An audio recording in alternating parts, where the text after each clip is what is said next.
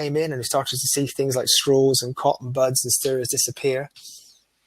And the overall focus of legislation really is moving away from the linear economy, moving away from just taking the material from the ground or from converting it, manufacturing it, then converting it into waste. So that's really overall, as far as the backdrop, is recycling, and especially mechanical recycling really is coming up and being supported by legislation.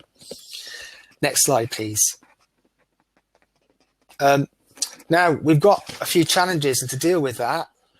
First of all, the plastics recycling industry, with few exceptions, especially in the UK, there's been a kind of low level of investment, a low level of companies that are able to recycle food packaging waste, and a low level of companies that are able to invest in equipment and technology around recycling. So the industry at the moment is struggling. There are some help from certain quarters, but technology is emerging and gradually being adopted, but not as fast as probably legislation really needs it to be adopted.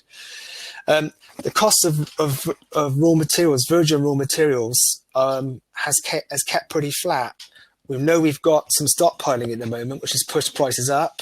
We've had a kind of a uplift at the beginning of this year as far as raw materials, but with raw materials being able to be made through reasonably cheap oil and C4 carbons being available from fracking, the cost of virgin raw materials is unlikely to go up significantly, which will make recycling less economic. There are a few opportunities for recycling plastics other than conventional materials like PET and polyolefins and possibly polystyrene. Though less opportunities now for polystyrene than what there were. So that's something else we've got to worry about. There's also an issue regarding knowledge of plastics reuse. The supply chain really is risk averse, and knowledge and how to integrate recycle into materials isn't fully understood, and people are still just trying to understand test methods to make sure that the implications don't mean that their products less durable. There's also a limited knowledge for material selection, design for sustainability. Designers are there and they're working gradually towards looking at sustainability, but it's not always at the top of their list. Functional performance it obviously is, but there's some limited knowledge in the technology and techniques and material selection for getting sustainability from a design. One of the big issues I think that dogs the plastics industry is there's confusion and mistrust. There's confusion caused by different policies from different councils that they collect waste, roadside waste. There's confusion really with different recycling companies. What's a good waste, an acceptable waste to be put in recycle and what's not. And there's always this confusion between what is recyclable and what is recycled. So those are some of the challenges. There are some industry initiatives which are out there, which really have kind of been trailblazers to understand how we can get our plastics industry can engage and improve its environmental profile as far as things like recycling. Next slide, please. And these are some of them. I know Adela from BPF is going to talk a bit about what's going on with them and what areas they're adopting. I just want to run through just 8 initiatives. One is the Operation Clean Sweep, which is the BPF have the license for the UK. And that's been an important one for reducing pellet waste or pellet pollution into especially marine environments. And an important one that more and more people are signing up with and up for and getting more and more credible. Suzanne, who you met at the beginning of today's introduction, and myself are putting together a publicly available standard called a PAS. It's called PAS 510 to actually convert some of the ideas from Operation Clean Sweep into a publicly available standard that people can look at and use and see if they can meet, and it'll be available this year, probably around about May or June. So that industry initiative is important, the PAS and Operation Clean Sweep. We've also got other initiatives like the HPRC, which is the Healthcare Plastics Recycling Council. And that's really an American organization that's looking at how you can improve recycling and better environmental control of plastics waste in the medical area, which is one I'll come back to in a minute, talk about, which is increasingly important. There's other initiatives like the Low Energy Forum, that's important. And there's issues around that and how you can reduce your energy in your plastics machinery and equipment. And then as we've gone on to the next slide, we've got the initiative of Recycle Class. That's a packaging recycling organization based in Brussels.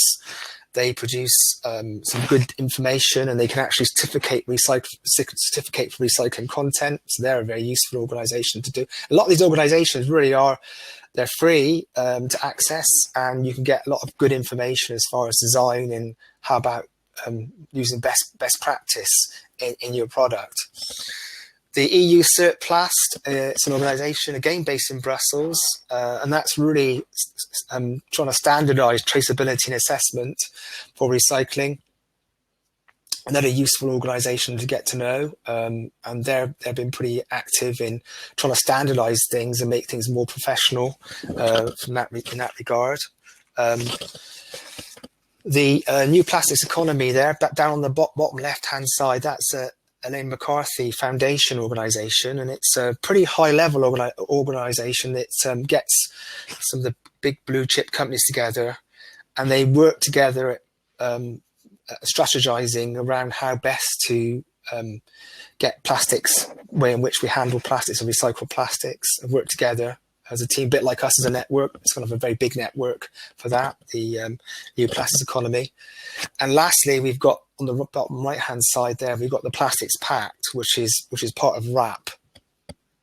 And again, that's more of an organization, membership organization, where they're working together to improve overall performance and as far as packaging recycling, and come up with ideas. So there are a number of different industry initiatives going on out there, which and Adele will talk a bit later on about BPF ones, which as a network we can learn more about and use in the best possible way. Next slide, please. One of the areas which PS Partnerships has been involved in is around medical products and pharma packaging. We've had some inquiries and some work, and we've done some work in this area, and it's an area which is coming up to be more and more important. We've got this world population growth. I learned from the BPF website the other day, about 2 billion people have no access to regular waste collection.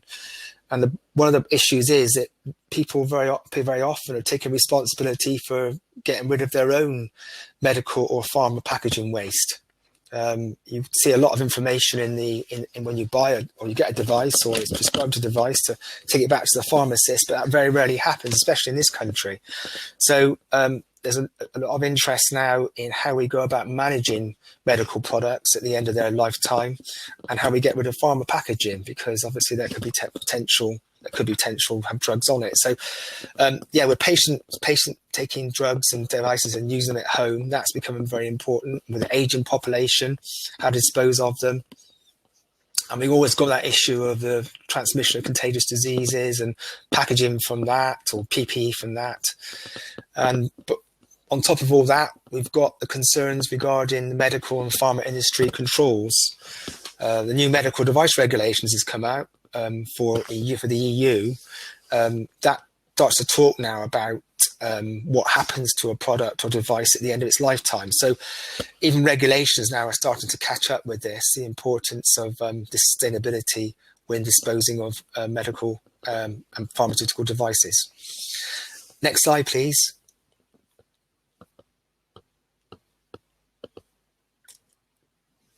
Kat, thank you. So what do we do? What can we do as a network? Well, some of the ideals that we'd like to sort of talk about really as a network are really basically pool knowledge and engagement industry initiatives. One of the ideas is really that we have different members, and maybe people will be using different types of initiatives, including the ones I just talked about, what's been worked with them, what hasn't worked with them, how they can go about using them more effectively. Identifying plastics waste or plastics product produced within the network, seeing what we produce, what are the products we're producing. Can anyone in the plastics network put it to use? One member of our network is Adam Wilson from Severn Compliance. He's got a huge amount of experience in managing waste and getting the best out of waste.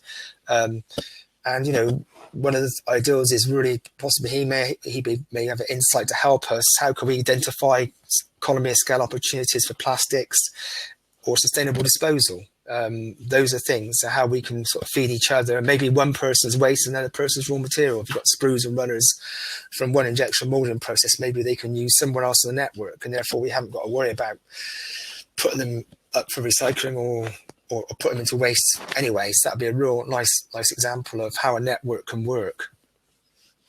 The other thing I think Suzanne mentioned already is the kind of intention is to improve knowledge and competence really within the industry, within our group, within our network. Next slide, please.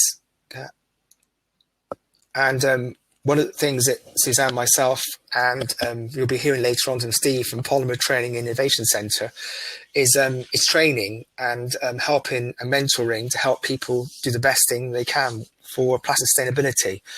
So new for 2021 with Polymer Training Innovation Centre, PS Partnerships are running 3 levels of training course to help companies and organisations to do better, to understand the issues of plastic sustainability and how to go about managing it in an effective way and presenting that to their customers. So we've got 3 levels. We've got understanding plastics. That's the first level, which is a 1-day course. And that's really to help people understand the background to environmental impact.